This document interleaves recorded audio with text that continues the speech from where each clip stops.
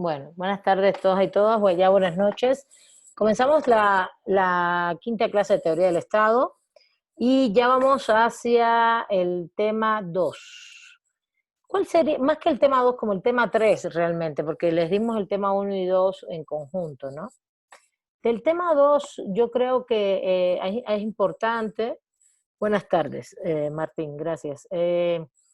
Del tema 2 yo creo que es relevante, importante, justamente que, que fijemos, sí lo dijimos en la clase anterior, pero creo que no sé si quedó tan claro eh, el proceso de origen del Estado. El origen del Estado, y quiero nada más que comentarles de manera general, sí estuvimos comentando muchísimo, pero el origen del Estado en sí hay dos grandes perspectivas, ¿no? Los que creen que hay una continuidad donde el Estado, lo que yo les decía, el Estado no es la cosa, sino que es una forma de organización política y en mi criterio tú le puedes llamar Estado a muchas cosas, ¿no? Y ahí lo defiende mucho Bobbio, ¿no? Bobbio dice, bueno, que la palabra Estado no existiera en la antigüedad, no puedes decir que no había Estado en las poliestados griegas, con el nivel de organización compleja que tenían, e incluso defiende mucho las instituciones romanas. Yo voy a, es una pena en esta clase que no podamos abordar con tanta profundidad las instituciones romanas, porque no da tiempo. Son espectaculares desde el punto de vista de la institución de lo público en Roma, es muy interesante, pero justamente no nos da tanto tiempo como para ir hasta allá atrás. Eh, pero las instituciones románicas fueron de una complejidad impresionante, una complejidad incluso vinculados a la creación de las estructuras locales y generales, no pensar, no, claro que no había nación ni había una concepción de lo nacional, pero esa estructura de que una cosa era el centro del poder y otra en el Estado y otra cosa era lo local, en este caso la creación del municipio como estructura territorial de división política, territorial, administrativa, es muy importante. Otra de las cosas que ellos crean es todo el proceso de aplicación de las normas jurídicas, la creación de normas jurídicas, pero no solamente como un derecho separado del Estado, sino todo el funcionamiento del Estado tenía que ver con la actuación del derecho y de la Roma republicana, sobre todo, las instituciones políticas de la Roma republicana. Tienes el Senado, tienes las asambleas populares que tienen diferentes estratos sociales, tienes eh, una estructura administrativa, municipal, provincial y central. Eh, Además tienes las magistraturas que controlaban desde el punto de vista administrativo y también jurídico todos los conflictos, y administrativo me refiero porque había magistraturas que se dedicaban, eh, por ejemplo la magistratura de la censura, una magistratura muy importante en esa época que se dedica justamente, el censor censaba a las personas que tenían propiedad, qué propiedad tenías, dónde estaba, como un registro público, ¿no? Pero a la vez censaba también tu actuación moral.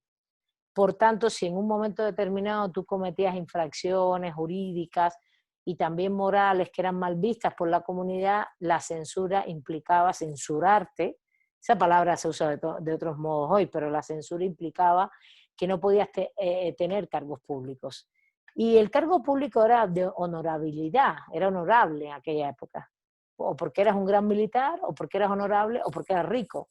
Entonces no tener un cargo público implicaba no tener honorabilidad. Claro, un rico, un senador, el Cenex, de Senectú, de ahí viene la palabra, eran personas ricas, pero también si no eran honorables podían tener afectaciones, igual que los militares, ¿no? Entonces, esto es muy interesante porque toda esa concepción hoy puede ser incluso, bueno, para mí siempre es muy actual, yo creo mucho en la res publicae, creo más que creer, creo estoy como muy de acuerdo con esta noción de la res publicae romana y sus instituciones políticas, por supuesto no con la esclavitud, sino con las estructuras y las funciones que crearon en la República, sobre todo, que fueron muy interesantes. Bueno, quiero que entiendan que esa es una perspectiva específica donde se piensa que el Estado al final es un tipo de organización política y tiene diferentes momentos históricos, es un proceso histórico. Fíjate, Bobby ahí dice, no, que el Estado es un fenómeno histórico que surge en la modernidad. No, no, no. Para mí el Estado siempre es un fenómeno histórico, y yo me afilio más a la perspectiva marxista, crítica, etcétera, donde ha habido estados desde el inicio de la humanidad, y Bobbio explica muy bien esta perspectiva marxista desde la concepción de Engels, que no es otra cosa que está fundamentada en la familia de la propiedad privada del Estado. Entonces, si usted, lo tengo digital, lo voy a poner como una lectura complementaria para el que quiera leerlo y trabajarlo, estaría muy bien. Estudiarlo más a profundidad, etcétera. Voy a hacer un paréntesis un momentito. Solamente quiero cambiar el nombre de esta compañera porque justamente no la he dejado entrar.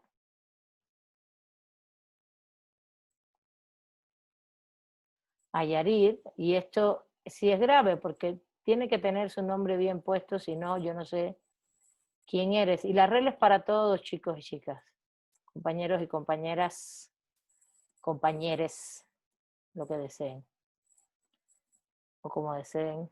Ya lo cambié, Yarir, espero que lo puedas cambiar para la próxima clase, si no, no te voy a dejar entrar porque la regla es para todos y todas. Le hice el paréntesis porque lo puso acá en el chat y quiero que se entienda.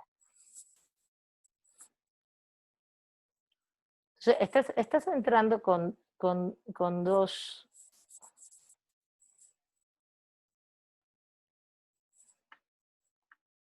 ID, estás entrando desde dos lugares. No puede ser. Ya te quité uno, no puede ser, compañeros y compañeras. Ya nos intentaron entrar a la clase, por favor, no quiero a nadie ni doble, ni triple, ni mucho menos. Bueno, entonces volviendo al tema.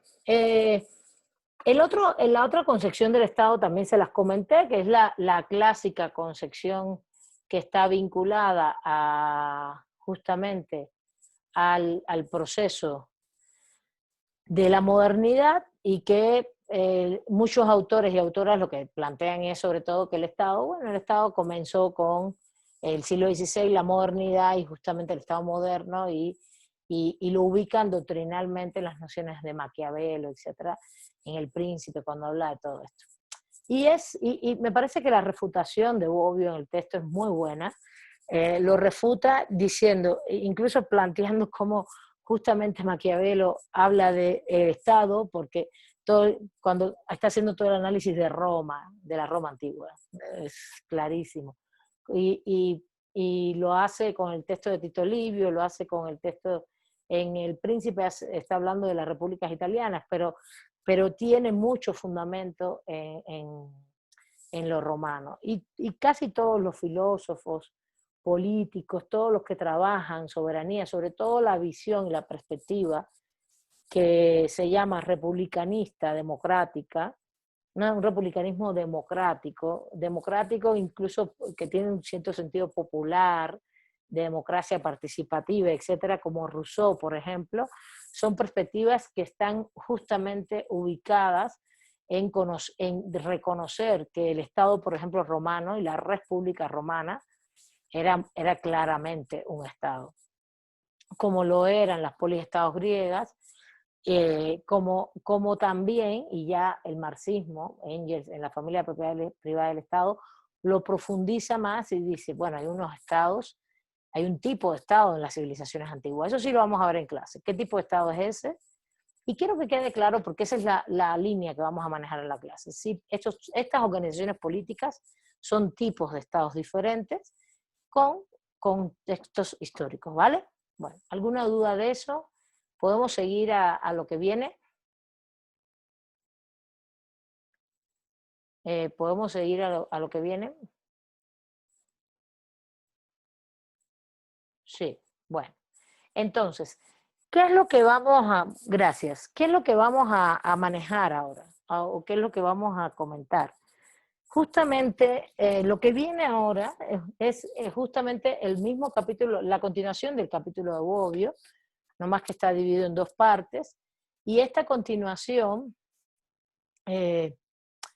lo que hace es todo un debate desde la teoría, de las diferentes teorías políticas, de la concepción de las nociones de poder. No sé qué lograron leer para esta clase, si leyeron a Dussel o leyeron a Bobbio. Entonces quisiera saber qué leyeron para ver qué abordamos, porque no quedó tan claro la clase pasada. Una cosa es todas las nociones que nos da Bobbio, como desde las teorías del poder, que es la continuación del capítulo que veníamos leyendo, y todas las concepciones desde los diferentes autores. Eso es lo que hace Bobbio, con un lenguaje coloquial y un lenguaje que no respeta cronología histórica, sino diferentes tipos de concepciones del poder vinculado a poder, política y Estado, ¿no? Es un poco esa la relación que él hace. Y lo otro, la otra lectura, es diferente, es el fundamento del poder y la política, desde el punto de vista de la filosofía política. Es un autor en específico, que es Enrique Dussel, donde yo les he puesto la teoría, las tesis 1 a las 5 a leer. Está el texto completo, el que lo quiera leer completo adelante. Yo conozco muy bien ese texto también, y la idea es darles una perspectiva incluso vinculada a una teoría política, una filosofía política, vamos a decir más bien filosofía política latinoamericana, y ubicada en América Latina bajo, donde también Dussel mezcla categorías de muchos autores, no crean, no más que no los menciona así como Bobbio, y genera una teoría o una filosofía política propia, una relación de poder, política, etcétera, propia. Entonces, si me pudieran decir qué es lo que leyeron para entonces yo pasemos a dialogar sobre esa lectura, si les parece. Si les dio tiempo a leer, si no, pues empezamos, no pasa nada. Tampoco es un problema eso. Si me pueden decir, pueden tomar la palabra, por favor.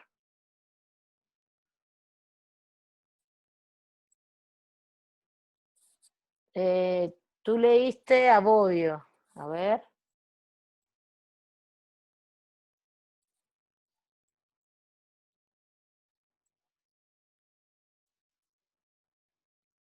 A ver, Gabriel me dice que leíste el capítulo de Bobbio, ¿no? Gabriel. Y Araceli me dice que leyó inicialmente a Dussel. ¿Son los únicos que leyeron? En breve vamos a poner examen, ¿eh? A ver qué les va a pasar.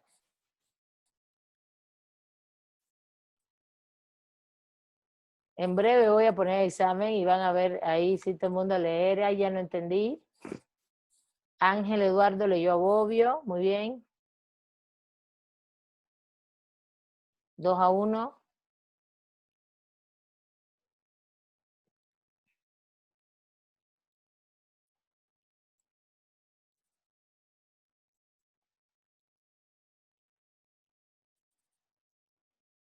Bobbio, Cecilia Bobbio. Va ganando Bobbio, Bobbio, Bobbio, Bobbio. Está bien. Vale, entonces, vamos allá.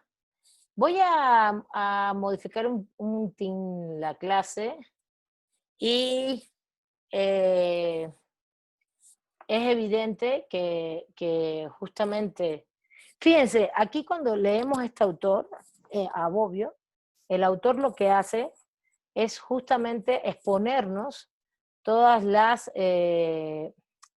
diferentes teorías políticas que hay, ¿no? Entonces es como una concepción, bueno, hasta qué punto y cuáles son las diferentes teorías políticas que hay. Voy a modificar un poquito la clase y les voy a dar la palabra a ustedes. A ver, ¿quién me puede explicar de lo que leyeron de Bobbio, cuáles son las diferentes teorías políticas que hay? No todas. Por ejemplo, si Gabriel leyó una cantidad y las entendió bien, las explica y así sucesivamente. Y voy a ir apuntando estas clasificaciones. Gabriel, te doy la palabra. Pero si pueden, por favor, levanten la mano a la derecha porque, a ver, estaba con la línea de dar conferencias, pero ya veo que podemos intercambiar un poquito más. Me preocupaba más que no, que esta línea digital no se entendiera, pero vi la clase pasada que algunos participaban en el chat con asiduidad y eso es importante. Eso es importante porque entonces si tienen ganas de participar, pues yo les doy la palabra, no hay ningún problema. Adelante, Gabriel. Bueno, bien, la lectura de Bobbio en su clasificación nos presenta tres teorías: la sustancialista, la subjetivista y la relacional. En el primer caso nos habla de los medios necesarios que utilizan o que se utilizan para lograr un fin específico. Por ejemplo, a lo mejor yo puedo utilizar la fuerza y mi inteligencia para lograr poder y riqueza.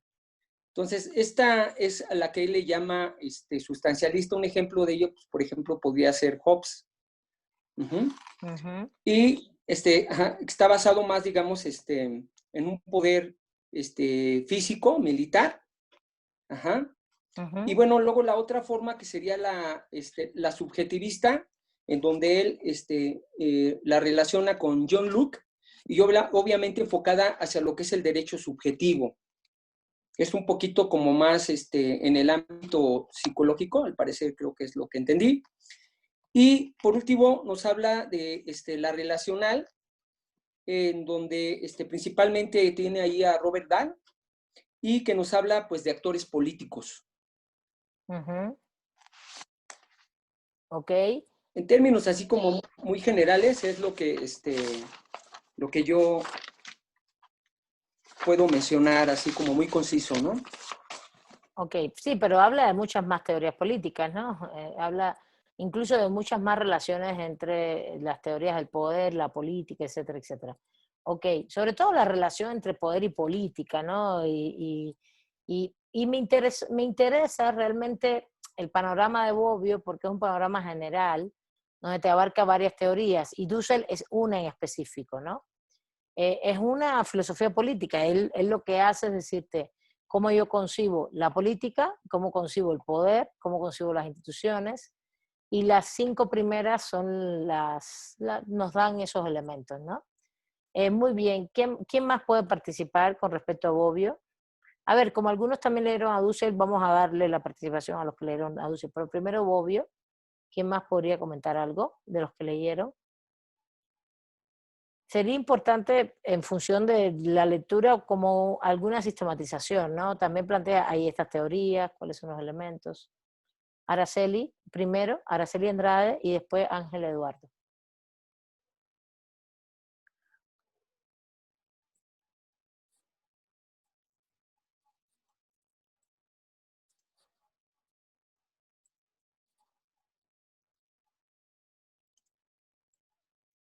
Araceli, ¿puedes quitar el micrófono? Le quitas en la parte de abajo a la izquierda tuya de tu mano, de la pantalla, le quitas el clic rojo, lo tienes cerrado. Por eso, no, es que lo tiene cerrado, todo el tiempo lo tiene cerrado. Nunca lo ha abierto, yo lo estoy viendo. Ahí lo tienes abierto. ¿Ahora? No, no se escucha. No se escucha. No se escucha. Bueno, pasamos a Ángel Eduardo en lo que Araceli resuelve el problema técnico. Adelante, Ángel. Sí, maestra. Bueno, relacionado con la teoría realista, tiene una estrecha relación con el poder político, ¿no? Porque aquí se va a reconocer al Estado y a la Iglesia, ¿no? Y aunque va a implicar una diferencia entre estas ambas, pues hay una distinción en tanto el Estado como la Iglesia a partir de su fuerza, ¿no? Que es lo que nos dice ahí en el texto que Hobbes habla de la exclusividad de la fuerza, ¿no? Que va a corresponder al soberano. Y dentro de esto va a haber tres formas de poder, ¿no? Que en el texto se identifican como el poder político, que es todo lo que tiene la posibilidad de recurrir como última instancia a la fuerza, ¿no? Entonces aquí se refiere que va a haber un medio donde se utiliza para, mediante el poder conseguir fines deseados. Luego tenemos el poder económico, donde se ve la posesión de ciertos bienes que estos van a ser necesarios o considerados como tales.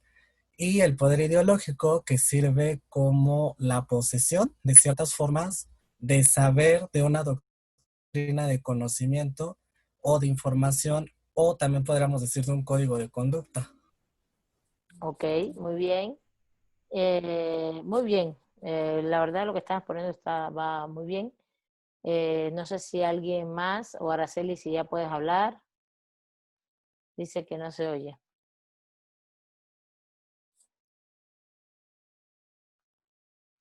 Bueno, ¿alguien más leyó a Bobbio? Puedes poner, porque Bobbio expone varias teorías, no solamente esas. Y justamente también cambié para que se pongan a leer. Si no, siempre participan los mismos y las mismas.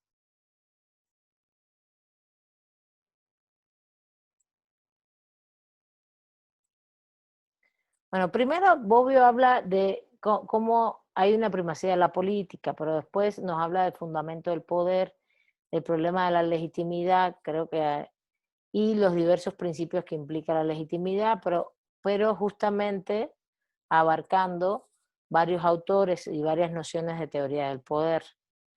Eso es un panorama general. Les voy a dar la palabra a los que leyeron a Dussel, a ver qué nos pueden plantear. Por favor, primero ustedes.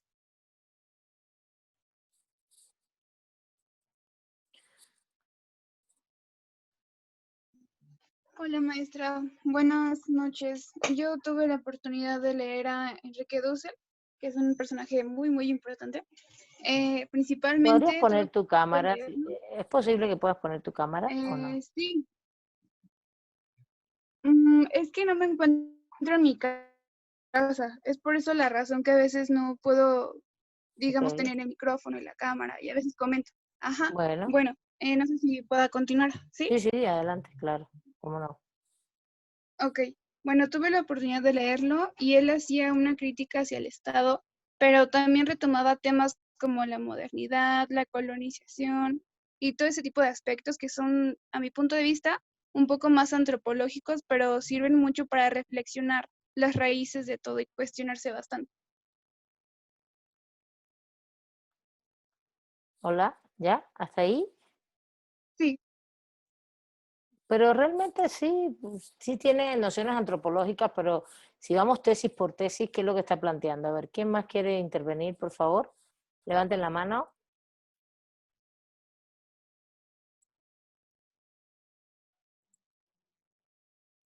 ¿Nadie? A ver, Pedro, adelante. Y después Martín. Pedro primero, por favor. Buenas noches. Bueno, no terminé las cinco tesis que propuso ahí, No pero importa. bueno, yo lo más que entendí de Enrique Dussel es cómo planteaba que la política englobaba todo, ¿no? El compañero, bueno, lo tomaba como un obvio, que retomaba la economía, la sociedad, a los factores culturales. Entonces, bueno, yo entendí de obvio esto, ¿no?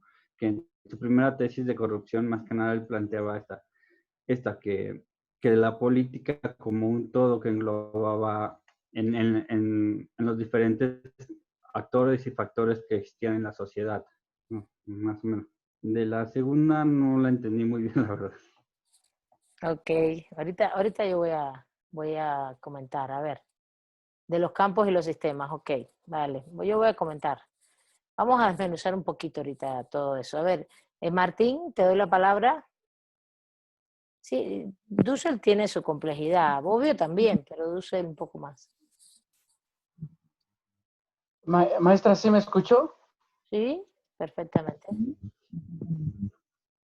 Este, bueno, yo estaba leyendo a Enrique Dussel y ya tuve la oportunidad de leerlo también igual en otra clase, pero la verdad lo que más se enfoca es en el tipo de comportamiento que tiene el ser humano sobre la sociedad. Habla sobre ahora sí, nuestro sistema nuevo que tenemos, así como también compagina con lo del pasado. Y una de las grandes cosas que él menciona es acerca de los campos que nosotros podemos traspasar o que traspasamos sin que nos demos cuenta. Eso a mí me llamó mucho la atención porque, o sea, ¿cómo puedes estar de un momento en la sociedad de un tipo de comportamiento? Llegas a tu casa, te comportas de otra manera, estás en lo político y es otro tipo de comportamiento, y entonces el ser humano sin que se dé cuenta traspasa ciertos campos. Incluso creo en la tesis número 2 o 3 creo que hay como una gráfica en donde atravesamos todos los campos, tanto económico, político, social y y lo privado también igual. De hecho habla de lo privado y lo social también. Esa es la parte que yo más o menos le entendí que va enfocado lo que es Enrique Dussel Maestra. Bueno, vamos a ver. A ver, voy a exponerlo. ¿Alguien más está pidiendo la palabra? No, ¿verdad? Voy a exponer...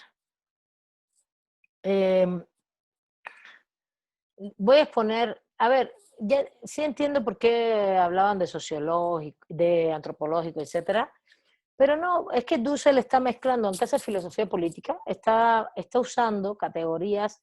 La teoría de campos no es antropológica, es sociológica, es de Pierre Bourdieu, es la teoría de los campos, y es como para analizar los sistemas, analizar las sociedades, ¿no? Entonces, a ver, la primera tesis es como una tesis metodológica, es desde dónde voy a partir, ¿no? Desde dónde voy a partir, no es una tesis, es epistémica metodológica, no es una tesis que te está diciendo todavía qué es la política, qué es el poder, todo esto, sino solamente qué es lo que él concibe, desde dónde voy a partir para analizar y cuáles son las premisas fundamentales. En este sentido, es importante partir del primer concepto, que es el concepto de que hay, evidentemente, lo político siempre se corrompe, ¿no? Lo político no es sencillamente una relación, son las relaciones, y como mismo en un momento determinado las cosas se echaban a perder, como él dice, se echaban a perder, o, o, o analizar lo político solo desde sus componentes, que sería el poder, la relación entre gobernantes y gobernados, por ejemplo, cómo se estructura, es para él es una reducción, como él dice, equivocada. Y más bien dice, bueno, lo primero que hay es que entender que lo político como tal se corrompe como totalidad. Aquí la categoría de totalidad es una categoría sistémica, ¿no? Sistémica. No está hablando del sistema mexicano, puede ser, tú puedes pensar lo político desde el punto de vista de principios macros a sistema global, o puedes pensar lo político desde el punto de vista micro en un espacio que puede ser un país, pero también puede ser una comunidad, ¿no? No es solamente, no tienes que estar pensando en lo político pensando en un país siempre, ¿no? Pues es un territorio, es un espacio determinado, el campo de lo político está en lo social, en un espacio y tiempo determinado y con personas, ¿no? Evidentemente, es parte de la articulación de la sociedad. ¿Por qué se corrompe lo político? Porque justamente aquí él usa el otro concepto, que es el concepto de fetichización. ¿Qué cosa es la fetichización? La fetichización es cuando la cosa deja de ser lo que es originariamente, pero no es porque cambió, sino porque deja de cumplir sus funciones, sus fines, para lo que su propia naturaleza se fundó, ¿no? Entonces dice, en este caso él está hablando de sus funciones, ¿no? Lo político como tal se corrompe como totalidad cuando su función esencial queda distorsionada y destruida en su origen, en su fuente. Y ahí lo que les está dando es como, ¿por qué está poniendo esta premisa? Porque dice, porque a partir de esa premisa él va a analizar después qué cosa es el poder, cómo se divide el poder en potestas, potencia, etcétera, cómo se fundamenta, ¿no?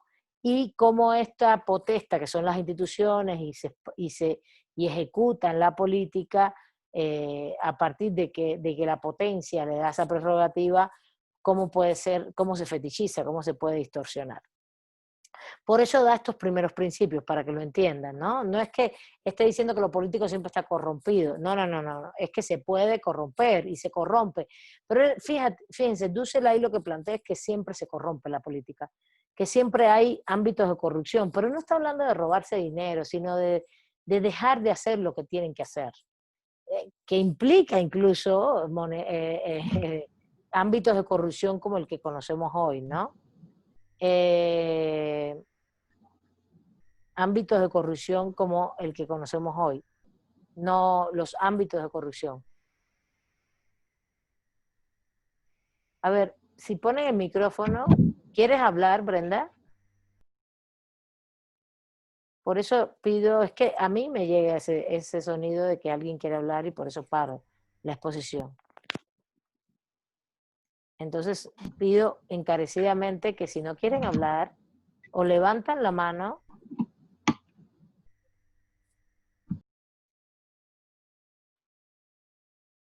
o porque están interrumpiendo, interrumpen la clase. Bueno, entonces, y no es que lo político tenga una naturaleza corrupta, es que lo político, como todo funcionamiento de lo social, por ejemplo, dice,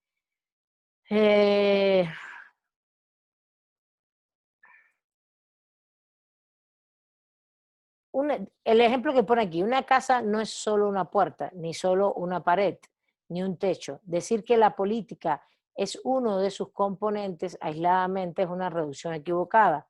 Hay que saber describirla como totalidad. No, tú no puedes decir, y esa es mi casa porque hay una puerta, ¿no? La casa es todo, ¿no? Pero además en totalidad hay malas casas, casas que no permiten vivir bien, que son demasiado pequeñas o inútiles, ¿no?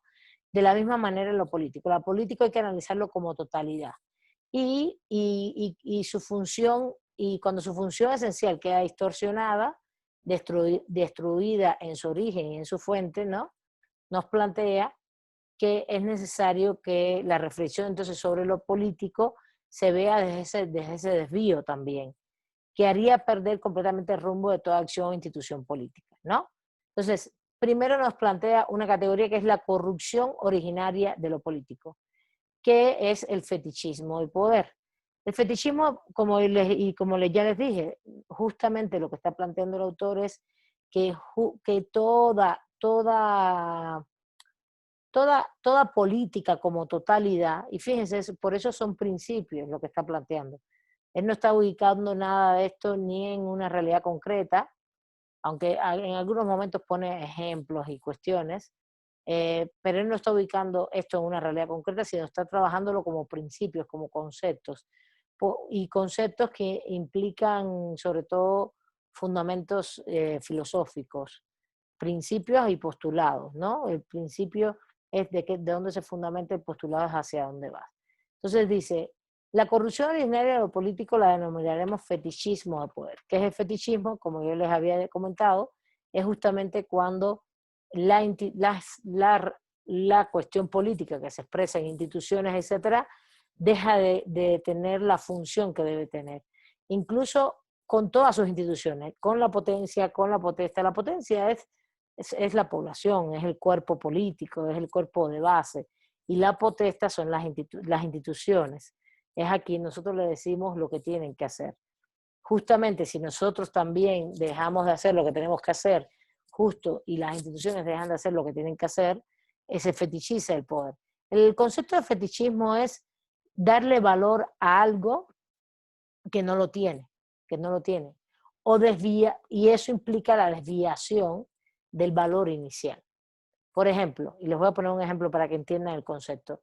En materia psicológica, cuando la persona dice, no, es que tiene un fetiche, y de ahí viene el concepto, de ahí no. El concepto también se trabajó en la economía política, se trabajó por Marx, evidentemente, en la economía política, para hablar de fetichismo de la mercancía. Voy a poner dos ejemplos. En materia psicológica, cuando una persona tiene un fetiche, es porque le está dando valor a algo que no es realmente la cosa. ¿Cuál es el valor que una persona psicológicamente le puede dar a algo que no es la cosa? Y que genera un fetiche y genera todo un posicionamiento frente a esa cosa desde el punto de vista afectivo, obsesivo o lo que fuere. Por ejemplo, a ver, ¿quién me puede decir? Esto es una pregunta general, no tienen que haber leído en ningún lugar. Psicológicamente hablando, cuando una persona tiene un fetiche que le da valor a algo que no es la cosa. ¿Saben o no saben nada de esto? No pueden comentar nada. ¿Pueden levantar la mano? Para yo saber a quién le doy la palabra. A ver, Laura, adelante. Después Leonardo, gracias. Laura. Por ejemplo, cuando tienen como una obsesión con algo, por ejemplo, hay personas que se obsesionan con los pies o con algunas cosas, por ejemplo, las mamás a veces se obsesionan con las tazas.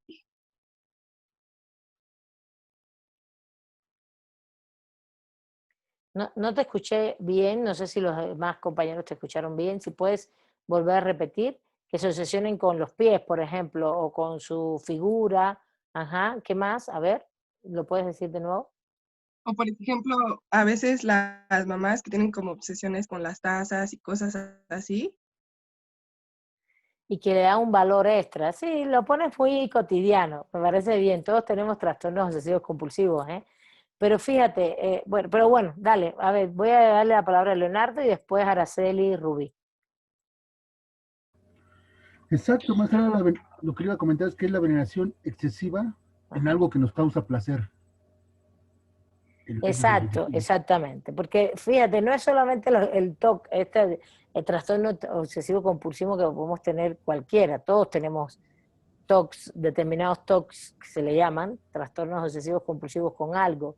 Pero Leonardo puso una nota específica muy importante que es algo que nos obsesionamos, que no tiene el valor que solo tiene valor para nosotros como tal, pero puede ser una prenda de vestir y que realmente no tenga el valor para nadie, nada más que para nosotros, esa prenda, ¿no?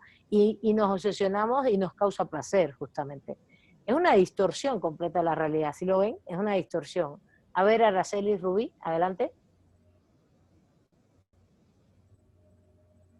Ya lo comentó el compañero, maestra. Casi era lo que iba a decir yo. Ok.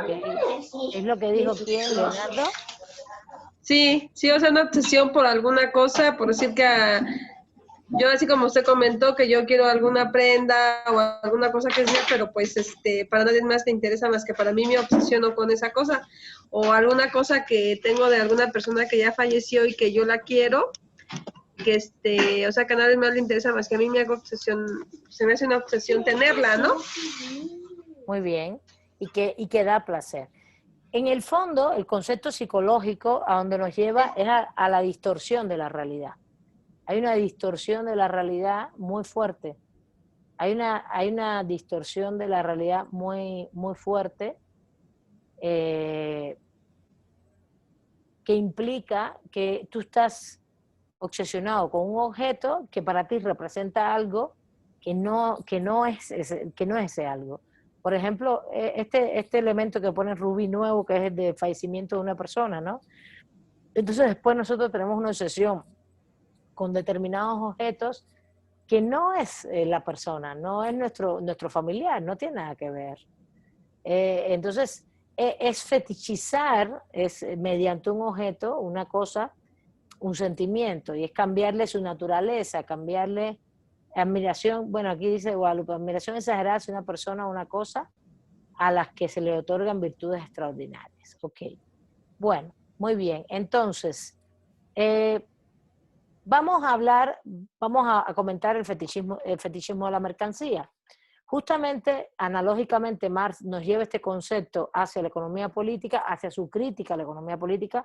Marx hace una crítica a la economía política de finales del 18, principios del 19, a la de David Ricardo, a Adam Smith, justamente toda esa economía clásica política, y dice, espérense, ustedes están relatando la economía de una manera que no es. en el capitalismo industrial, ¿no? Que es el que vive. Y él lo que hace en el capital es relatar cómo se da esa relación social. El capital es una relación social y cómo se da toda esa relación social, que es una relación fundada en la explotación de la fuerza laboral a través de la extracción de plusvalor mediante una relación salarial y mediante la extracción de recursos naturales y de la dominación o adueñarse un grupo de los medios de producción y por supuesto del plusvalor y la ganancia, ¿no? Que plusvalor no es lo mismo que ganancia, ¿no? Lo dije muy rápido, pero no es que me interese tanto ahora abordar este punto, sino lo importante aquí es abordar uno, ¿qué cosa entonces es el fetichismo? El de la mercancía. Pues justamente no hay solo fetichismo de la mercancía, hay dos grandes fetichismos en la teoría marxista relacionada con el capital. Uno es cómo nosotros vendemos nuestra fuerza laboral y el mercado les pone a esa fuerza laboral un precio en materia de tiempo trabajado, horas, tiempo trabajado y lo que nosotros producimos, y lo que nosotros sabemos y lo que conocemos y lo que vamos a producir, ¿no? Entonces el mercado pone nos pone un valor a nuestra fuerza laboral y nosotros la vendemos. ¿Qué vendemos? Nuestra fuerza laboral. Y por eso nos hacen un contrato laboral y nosotros entramos a una fábrica y trabajamos 10, 12 horas, producimos una cantidad en este caso todavía no es mercancía, sino producción básica, y nos pagan un salario, ¿vale? Justamente, dice, se fetichiza la fuerza laboral. ¿Por qué se fetichiza la fuerza laboral? Porque justamente parece que el patrón nos paga por el tiempo trabajado, cuando realmente es el mercado el que pone ese precio, la oferta y la demanda, y realmente el patrón, entonces, a partir de esa oferta-demanda del mercado y no precio, esos valores que los impone, está encubriendo una realidad. ¿Qué es lo que está encubriendo? Encubriendo la realidad de que nos extraen plusvalor. ¿Qué nos extraen plusvalor? Sí, lo que se vende es la mano de obra, exactamente. ¿Qué nos extraen? La plusvalía. ¿Qué cosa es la plusvalía? Pues realmente es la cantidad de trabajo que hacemos con nuestra creatividad, porque somos seres creativos, racionales, aunque nos toque hacer con una máquina trabajo seriado, al final nosotros por nuestra propia creatividad y racionalidad lo hacemos más rápido, queremos terminar, pero al final sigues trabajando 10, 12 horas. Y hoy eso se expresa de una manera impresionante. Todo el tema, el otro día con Ricardo comentaba que él es diseñador, que está en el mundo del freelance. Hoy el tema del freelance es impresionante, el tema de la extracción de plusvalor, porque además es una aparente, tú aparentemente no tienes un contrato laboral, tienes un contrato de prestación de servicios, pero aparentemente tú eres tu propio empleador, pero no, al final te están extrayendo plusvalor y trabajas más tiempo y lo que te pagan es lo que está establecido en el mercado, pero quienes te están contratando salarialmente te están extrayendo plusvalor por ser dueños de determinados medios de producción o cadenas de valor, ¿no? Hay cadenas de valor ahí. Justamente el plusvalor es justamente esa extracción de una ganancia que no te llegan a pagar salarialmente. Bueno, entonces, ¿cuál es el fetichismo en la fuerza laboral que te están diciendo que hay una relación de un tipo cuando hay otra detrás? Entonces hay un encubrimiento, ¿sí se entiende? Entonces es parecido, es análogo en la psicología.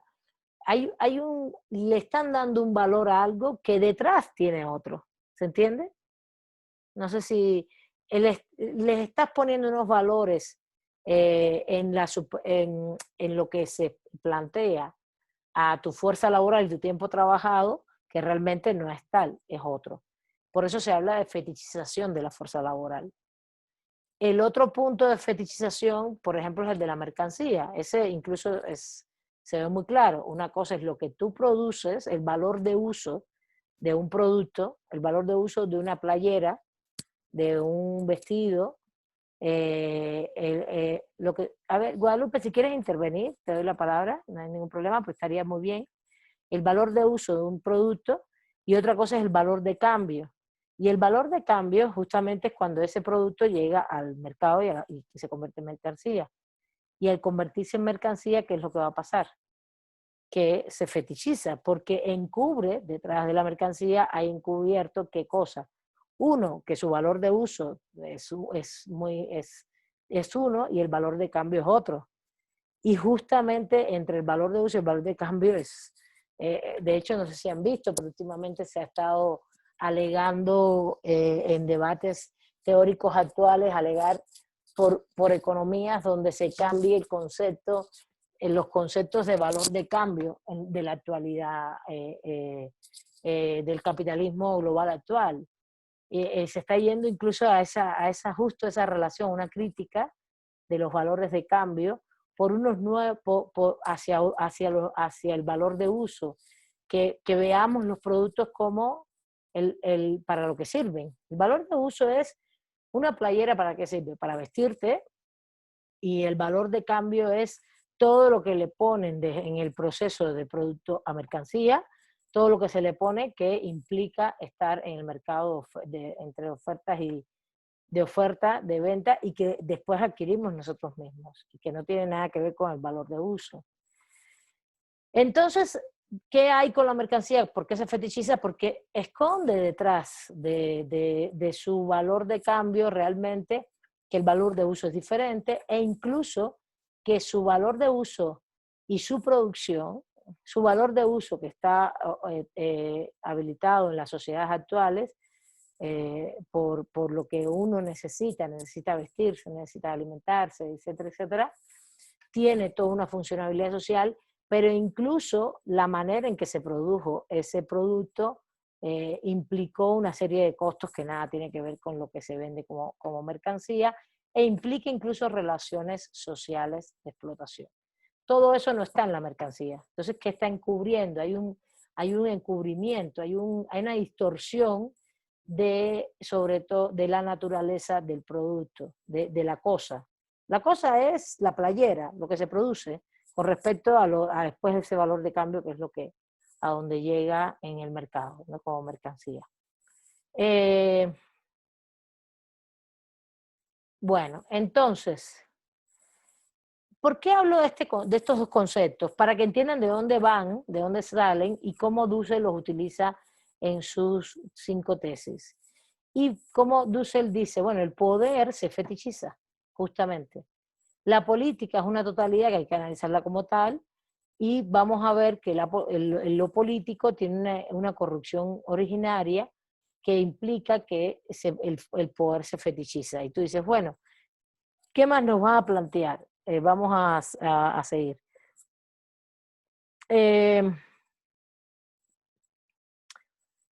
Y explica la fetichización a partir de que se vuelve autorreferente, es decir, refería a sí mismo. ¿Qué quiere decir con esto? Porque esto después lo explica más adelante, es la potestas, las instituciones, el poder se funda primero en la voluntad de vida de los seres humanos. De la voluntad de vida, los seres humanos nos agrupamos colectivamente. De la agrupación colectiva nos constituimos en potencia. Nosotros somos la potencia de la política, la potencia de lo que se va a expresar. Nos organizamos, nosotros los seres humanos nos organizamos políticamente porque nos organizamos socialmente, porque somos mamíferos, porque nos tenemos que ayudar unos a otros, y de ahí pasamos al punto básico y fundamental de que para ponernos de acuerdo necesitamos, a ver, primero, antes de ponernos de acuerdo, en la medida en que vamos creciendo como grupo social, necesitamos organizarnos, y ese es un punto fundamental, ¿ven? Primero tenemos voluntad de vida, voluntad de permanecer. Después somos mamíferos sociales gregarios. Necesitamos ayudarnos unos a otros. En ese segundo momento, una vez que ya estamos todos juntos, necesitamos organizarnos, porque todo el mundo tiene que tener una función, todo el mundo, la organización de la vida, ¿no? De la vida. Y en esa organización de la vida, y por eso por ahí decía la compañera que era un poco antropológico, porque empezaba desde el inicio natural del hombre, de esa organización de la vida es una organización de la política. La reproducción de la vida es la política, pero no está hablando de tener hijos, evidentemente. Yo se los he dicho en otras clases, la reproducción de la vida, cada vez que yo hablo, y eso yo lo he sacado del propio Dussel, de esas mismas tesis. La reproducción de la vida es la reproducción de la política, es de ese actuar organizativo nos vamos a organizar y vamos a tomar acuerdos. Esos acuerdos se toman por consenso y disenso. Y ya les estoy relatando las tesis, y Dussel, una de las cosas que plantea es que, bueno, cómo se toman esos consensos y hay que tener en cuenta los disensos. No puede ser que ahora no tengamos en cuenta los disensos en las comunidades, porque justamente si no aplastaríamos siempre el disenso, ¿no? Con consensos mayoritarios. Hay que tener en cuenta, hay que dialogar, hay que deliberar, hay que tratar en esa organización de dialogar, deliberar entre todos para ponernos de acuerdo.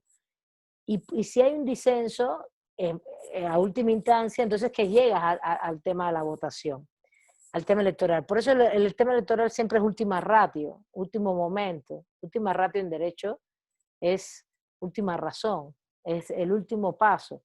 ¿Por qué? Porque lo mejor sería ponernos de acuerdo. Entonces, ¿qué hicieron las comunidades? Se fueron poniendo de acuerdo en cómo funcionar socialmente, porque no todos tenemos los mismos intereses. Hay intereses personales, hay intereses de pequeños grupos, hay intereses más generales, y ahí hay que hacer un equilibrio entre los intereses. Entonces, ¿qué fue decidiendo el ser humano? Desde el punto de vista de la política, pues ir decidiendo cómo organizarse. Y en ese proceso de organización están todas esas categorías, consenso, disenso,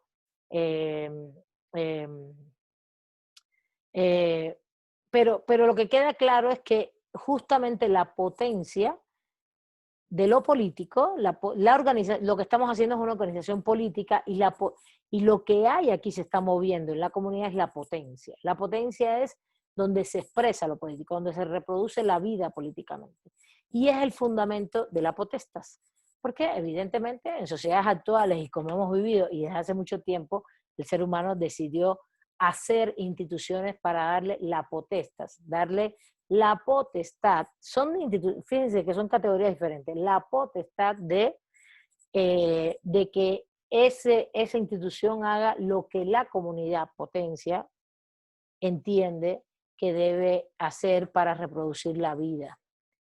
Vuelvo y repito, reproducir la vida es el ámbito de lo político y por tanto eso quiere decir no solo, querría decir es qué tienes que hacer como potestas, como institución para satisfacer las necesidades de ese grupo y esa comunidad, ¿no? Y ahí Dussel lo que expone es el mandato imperativo como elemento fundamental. Él le pone el mandar obedeciendo, pero no es otra cosa que el mandato imperativo de la Grecia y la Roma antigua. El mandato imperativo es otra categoría política que tiene que ver con que las instituciones tienen que hacer lo que la potestas, que son las instituciones, tienen que hacer lo que la potencia, la comunidad política, prevé. Oigan, chicos y chicas, yo estoy explicando esto. Si ustedes no lo leen, no sé si lo van a captar, entonces es el famoso mandar obedeciendo. Las instituciones no están para decidir lo que tienen que hacer, sino están para decidir, para ejecutar la política. La potestad ejecuta la política porque la potencia, que es la comunidad, le dice lo que deben hacer. Evidentemente aquí Dussel después pone otra categoría más, estamos hablando ya como de la tesis creo que cuarta, por ahí hacia la quinta, y expone que las sociedades actuales han creado no solo los mecanismos de mandar obedeciendo, sino la representación. Y la representación puede existir siempre y cuando la potencia, la comunidad, decide que así sea. Pero evidentemente la relación inicial es de mandato. Mandato es mandar obedeciendo. Yo te digo como comunidad, potencia, lo que tú, potestas, institución, tienes que hacer. Y yo me voy a reunir y voy a decidir esto. Comunidad, potencia. ¿Cómo lo voy a decidir? Estableciendo equilibrios entre los consensos y los disensos. Y deliberando. ¿Qué pasó con las sociedades actuales? Las sociedades actuales, evidentemente, están mucho más allá de esto.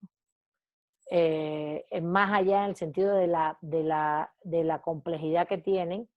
Y lo que pasó en el siglo XVIII-XIX, que se instituyó la relación entre la potencia y la potestas, se instituyó como representación y no como mandato, mandar obedeciente, sino como mandato imperativo. Disculpen, no como mandato imperativo, sino como representación, disculpen, como representación. Esto es en mi criterio, este es un primer gran momento de fetichización de lo político, históricamente hablando, pero bueno. ¿Qué es lo otro que plantea Enrique? De todas maneras lo vamos a retomar.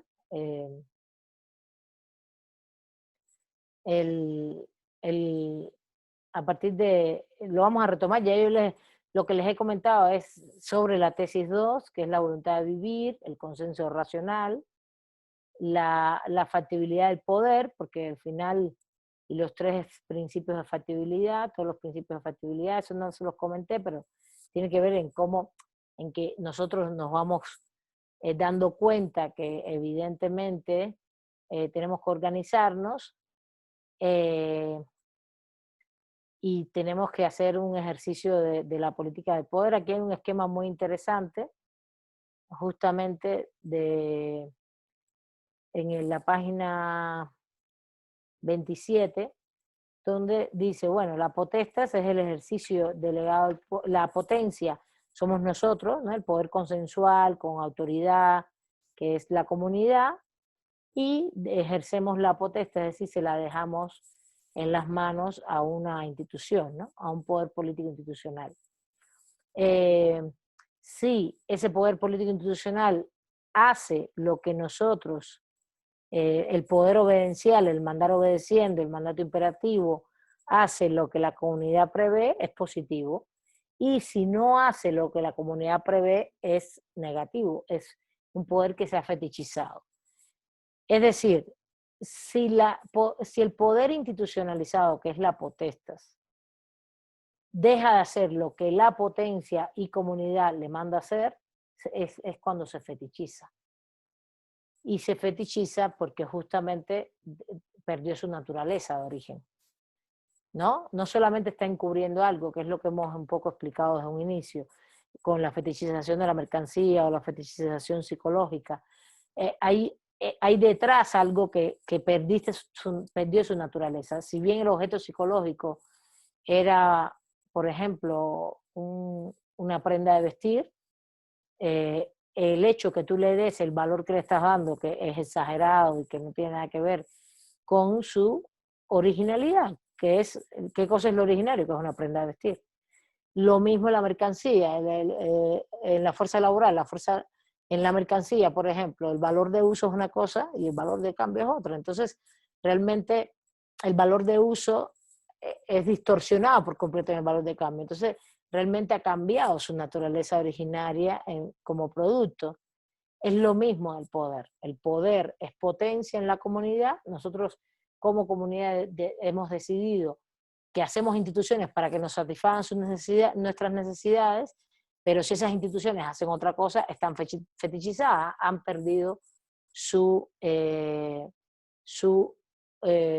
naturaleza originaria. A eso se refiere Dussel justo en la primera tesis, cuando explica la parte metodológica con el tema de fetichización y negatividad. Después en la tesis 3, como dije, habla del poder institucional como potestas, explica todo lo de las potestas, que son las instituciones, cómo se ejerce delegadamente ese poder. Fíjense, él habla de ejercicio delegado porque si yo comunidad te doy el mandato imperativo, tú lo que haces, yo te estoy delegando el poder, no representándolo, delegando. Es un concepto diferente en materia política. No es representación, es delegado. El delegado es, te delego, te doy un mandato. Son conceptos muy diferentes en teoría política. Darte un mandato, darte el poder, el mandar obedeciendo es mandato. El mandato imperativo, te doy como autoridad, te digo, te doy para que ejerzas, pero porque te estoy mandando a hacerlo. Y eso quiere decir te estoy delegando a hacer cosas. Y ¿Y cómo esto se fetichiza? Regularmente porque las instituciones dejan de hacer lo que viene todo el poder obedencial, ¿no? Que es el mandar obedeciendo, y finalmente, como realmente, como él habla ahí de representación y servicio, aunque yo estoy en contra un poco de la representación. Ahorita les voy a explicar por qué rápidamente, y después cómo se fetichiza, ¿no? Todas las instituciones, incluso en su ciclo natural, se fetichizan. ¿Por qué se fetichizan? Porque realmente todas las instituciones hacen que históricamente, como principio de funcionamiento de este tipo originario, de funcionamiento de la política y de las personas, de los grupos sociales, cada vez que se crea una institución, siempre tiene momentos de fetichización. Eso es una cosa que dice Dussel como casi una ley del funcionamiento institucional en relación a la política. Que siempre dejan de hacer lo que la potencia y la comunidad les mandata. Y entonces hay que cambiarlas. Él no dice que, fíjate que él lo pone como ley de funcionamiento político-social, como un principio, un postulado en el funcionamiento, un postulado, no un principio, pero no hace un problema de esto. Lo que dice es que entonces es el momento en donde hay que cambiar esa potestad, esa institución. No sé si me entendieron. A ver, les doy la palabra. Nos quedan 9 minutos. Les doy la palabra a ustedes. No sé si Maestra, comprendieron. Les hice ya de curso, en palabras mucho más sencillas, sin abarcar todas las categorías, las 5 tesis. Bueno, las 4 tesis, de las 2 a las 5, 2, 3, 4, 5. La primera es metodológica. La primera te está hablando de cómo hay campos, el económico, el político, el social, etcétera, y se interrelacionan, y cuáles son las categorías que va a usar. Fetichización del poder, lo político, y las categorías fundamentales. Me interesa más que vean la estructuración de lo que acabo de decir, que son principios de funcionamiento de lo político, del poder, vistos desde una filosofía política latinoamericana. A ver, Gabriela, adelante. Gracias, profesora. A mí no me queda claro cómo es que se fetichiza, cómo es que pasa por ese momento de fetichización una institución. O sea, me queda claro en la cuestión económica, incluso en la psicológica, pero no me queda claro en cuanto al momento de fetichización por la que pasa una institución. Eso no me quedó claro, profesora. ¿Me lo puede explicar de otra manera, por favor? La potencia es la comunidad, Gabriela. Nosotros somos la potencia. Este grupo es la potencia.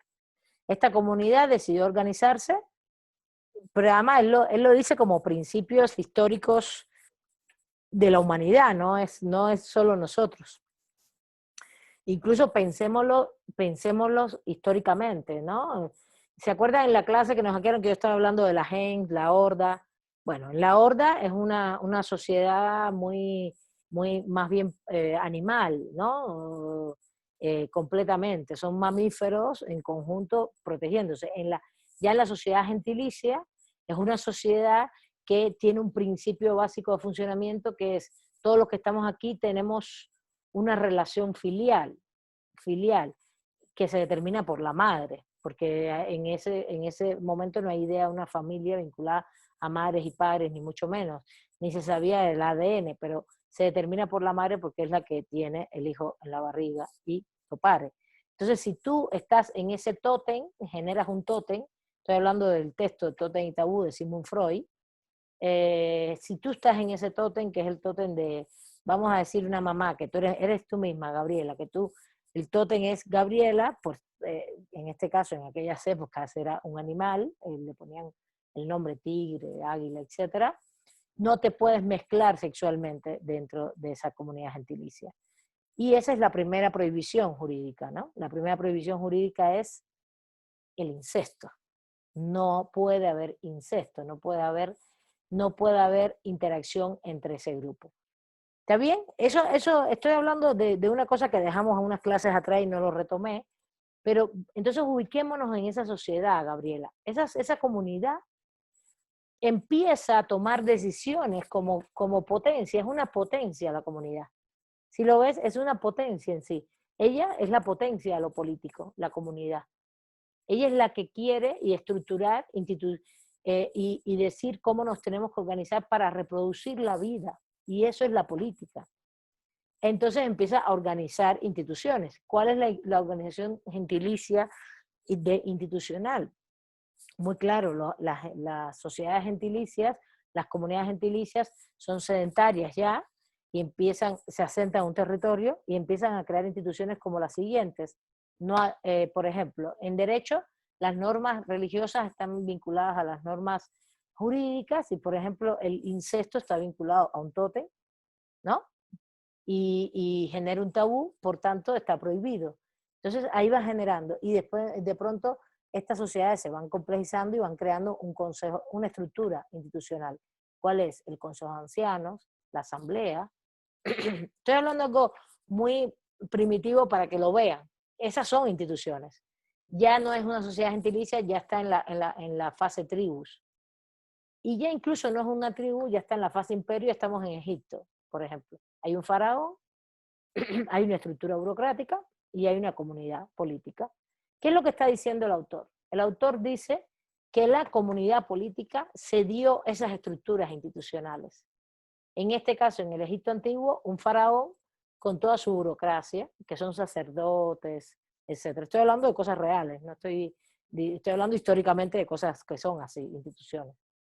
¿Qué es lo que dice Dussel?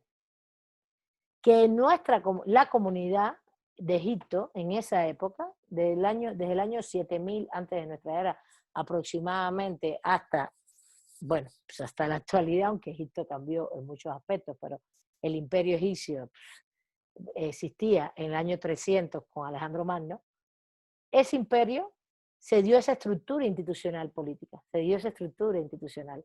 Esa comunidad que es el mundo del Egipto, esa comunidad campesina, vamos a llamarle, si le quieres llamar, de lo que conocemos hoy como Egipto, se organizó y es una potencia y se dio una estructura institucional.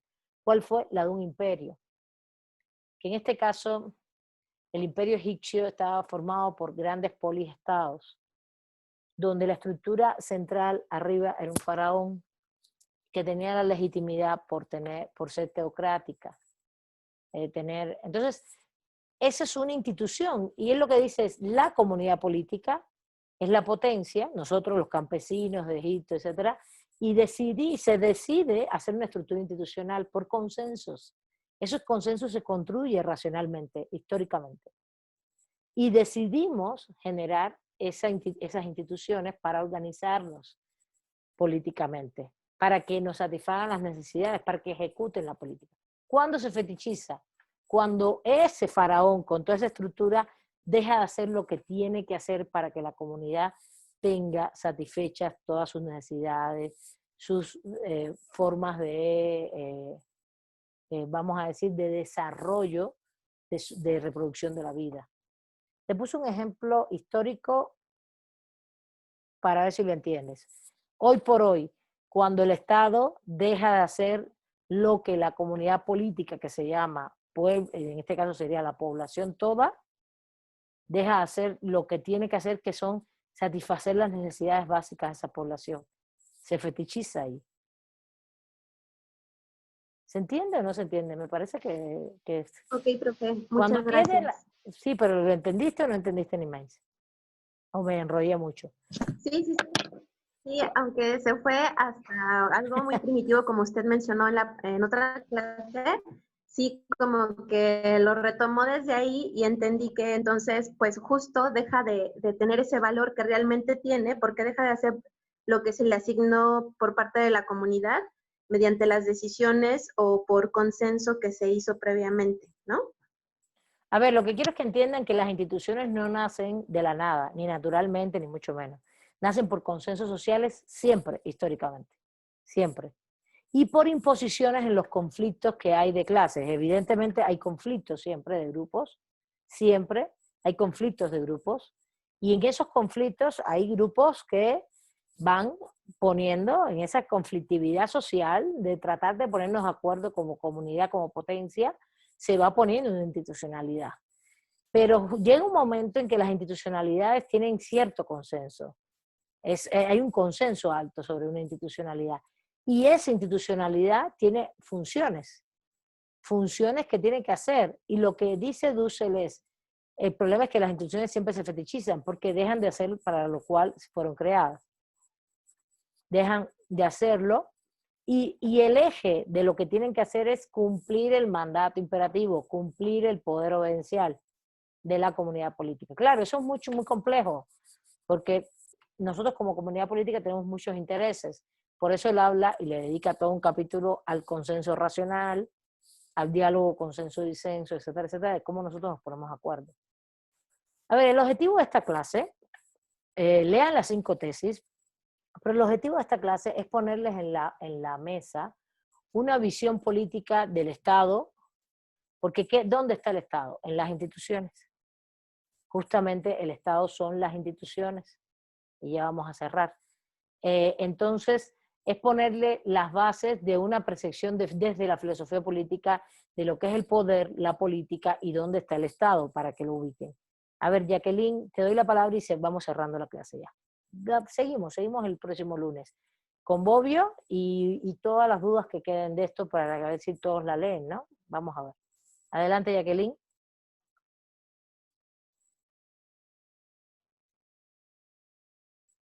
Jacqueline. Bueno. Ay, perdón, profesora. Solamente como para aclarar, a ver si entendí esta parte de las instituciones bueno, del término que acababa de dar. Entonces quiere decir que, por ejemplo, como CEPI y el INPI, son instituciones que van dirigidas a una cierta población, ¿no? Que el trabajo es dirigir y ¿cuál sería la palabra? Bueno, ejecutar atender las necesidades de esta población, ¿no? Exactamente. Ejecutar todo tipo de políticas públicas en función, que es lo que viene después en el libro de las tesis, las políticas públicas, todo eso, como principios, ejecutar todas las políticas públicas para satisfacer las necesidades de esa población, teniendo en cuenta que esa población hay consensos, hay disensos, hay intereses personales, intereses colectivos, pero tú tienes que dirigirte exactamente hacia esa población y satisfacer esas necesidades. Si no lo haces, estás fetichizado, evidentemente. Okay, gracias. ¿Se entiende? A ver, puede ser muy local el análisis, puede ser muy específico, como acaba de hacer Jacqueline con una institución, o puede ser mucho más amplio a nivel filosófico, como principio.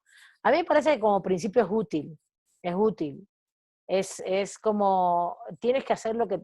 Fíjate que aquí la noción no es tienes que hacer lo que la ley dice, sino lo que la comunidad llegó a consensos para que hicieras. No es lo mismo. Y esa es una distinción importante en materia de fundamento del poder, ¿no? Basado en lo que las comunidades, los grupos sociales, vamos llegando a acuerdos. El problema es que los grupos sociales nos desarrollamos entre relaciones de poder y hay mucha conflictividad social. Entonces, los grupos tienen intereses diferentes. ¿Cómo llegamos a un consenso? Y ahí Dussel habla de mayorías en función, siempre teniendo en cuenta no aplastar a las minorías, es lo que dice Dussel, ¿no? Pero si las mayorías creemos que debemos ir por tal lugar, debe ser ese es el consenso de la potencia. Eso tiene muchas problemáticas y es muy debatible, porque, por ejemplo, una mayoría puede ser sueca que diga, que vote por referendo, que los extranjeros no pueden entrar a su país. Eso ha pasado en los países nórdicos. Hacen muchas cosas por consenso. Y en ese consenso han dicho que no entren migrantes. Y es gravísimo. Entonces ahí es donde empezamos a... Por eso vamos a debatir un poquito más esto. No vamos a quedarnos con Dussel como la verdad única. Leonardo, te doy la palabra y vamos cerrando que ya... Sí, adelante, adelante.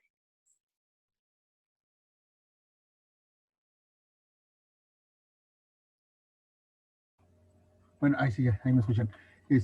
También hablan que las leyes tienen que ver con la gente que tiene el poder para dictar las leyes.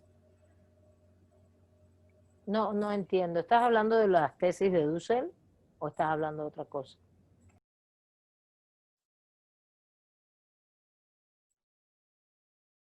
No entiendo lo que planteas. Bueno, si quieren, seguimos debatiendo el tema perfecto en la próxima clase, porque estamos justo debatiendo las tesis de Dussel y lo que plantea él como relación entre política y poder. Y por supuesto, el derecho dónde está en esas instituciones y dónde está el Estado en esas instituciones que produce derecho. Vale, seguimos el próximo lunes. Les pido que lean con exhaustividad los 2 textos y voy a hacer preguntas, más preguntas y preferiría que participaran más ustedes y sobre todo si tienen dudas, porque son textos ya más rudos, más fuertes, más complejos, y solo lo que estamos haciendo es debatiendo principios básicos de dónde está el Estado desde diferentes posiciones. En este caso, lo que hicimos hoy es debatir una posición desde la filosofía política, ¿vale? De la relación poder-política, dónde está el Estado, etcétera, etcétera, ¿vale? Bueno, les mando un saludo, un abrazo, son las 8:36, ya terminó la clase. No voy a cerrar la grabación, les agradezco la atención.